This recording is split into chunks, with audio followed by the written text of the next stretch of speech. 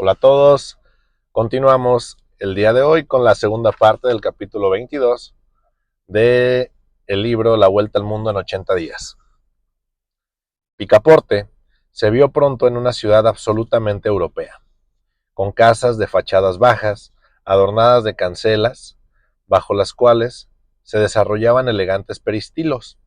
y que cubría con sus calles, sus plazas, sus docks y sus depósitos todo el espacio comprendido desde el promontorio del Tratado hasta el río.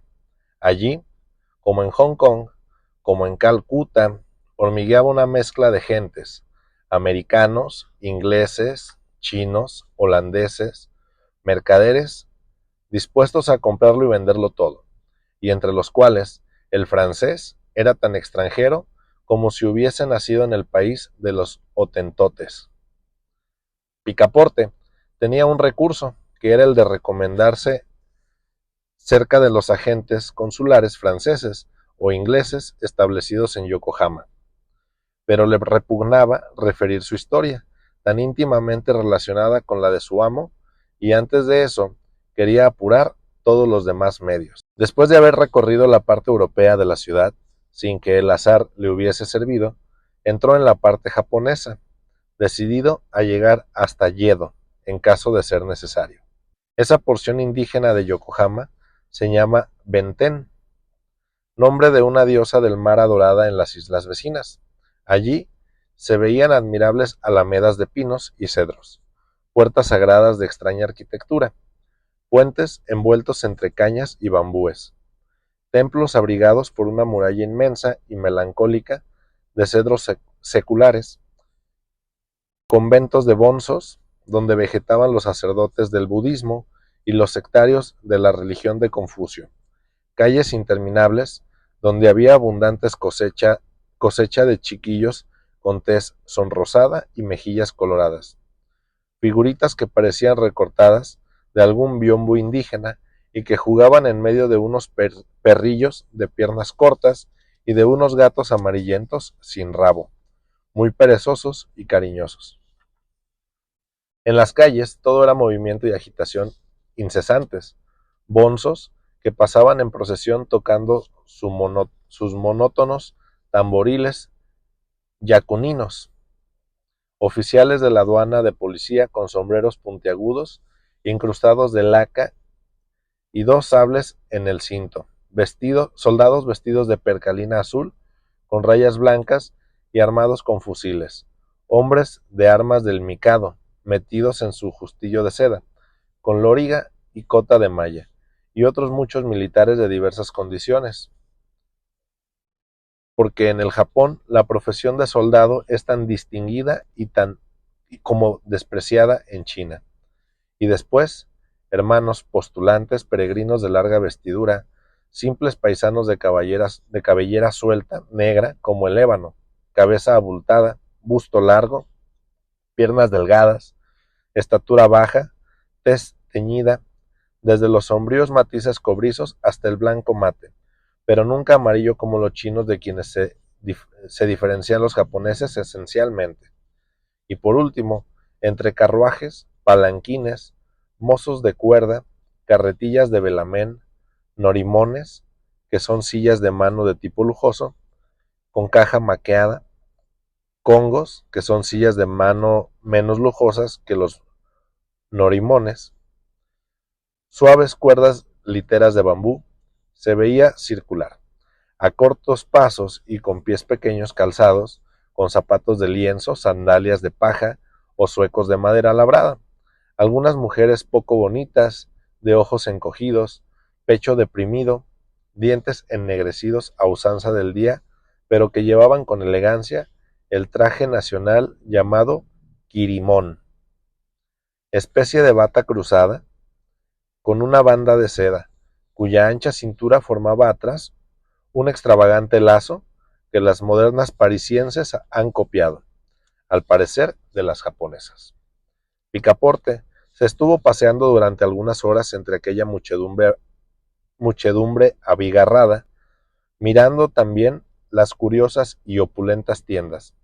los bazares en que se aglomera todo el oropel de la platería japonesa, los restaurantes adornados con banderolas y banderas, en los cuales le estaba prohibido entrar,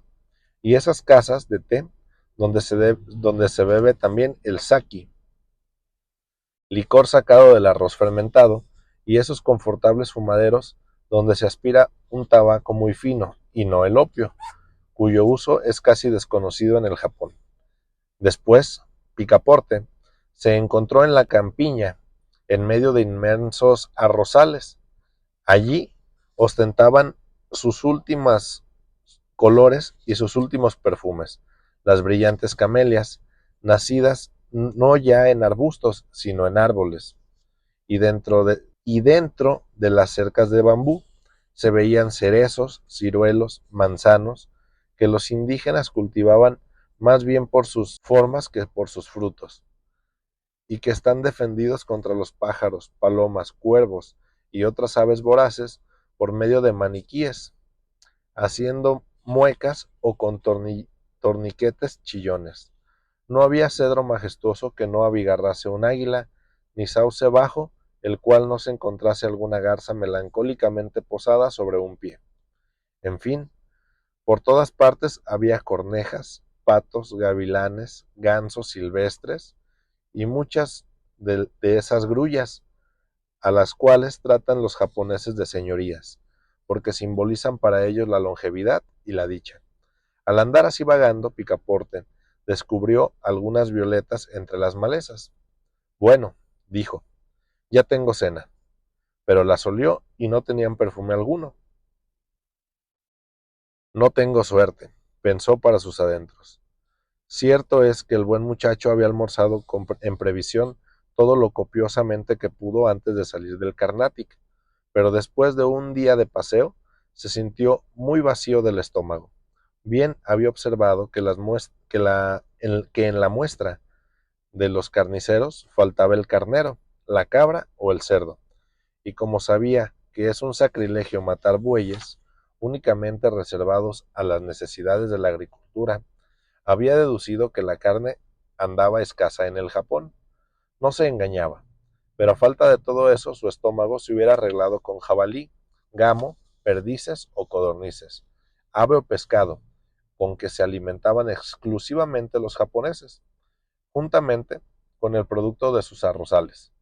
pero debió hacer de tripas corazón y dejar para el día siguiente el cuidado de proveer a su manutención. Llegó la noche, y Picaporte regresó a la ciudad indígena, vagando por las calles en medio de faroles multicolores, viendo a los farsantes ejecutar sus maravillosos ejercicios y a los astrólogos que el aire libre alrededor de su telescopio atraían a la gente. Después volvió al puerto, esmaltado con las luces de los pescadores que atraían los peces por medio de antorchas encendidas. Por último,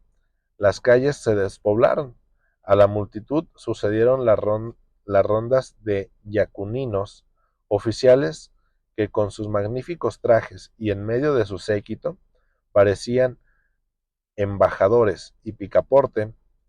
repetía alegremente cada vez que encontraban alguna vistosa patrulla: bueno, otra embajada japonesa que sale para Europa.